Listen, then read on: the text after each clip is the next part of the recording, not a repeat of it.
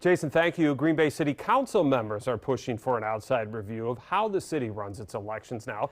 The new resolution in the Protection and Policy Committee's agenda calling for an independent operational audit of the Green Bay City Clerk's election procedures, focusing especially on those absentee ballots.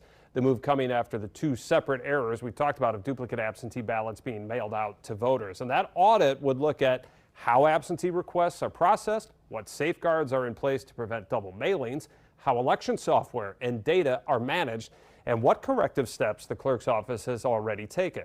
The city clerk, city attorney, IT, and other departments would be required to cooperate, and the final report would be presented at a public meeting and released to voters. Council members say the goal is to fix administrative problems and reinforce public confidence in Green Bay elections. That proposal now scheduled to be taken up by that committee coming up on Monday.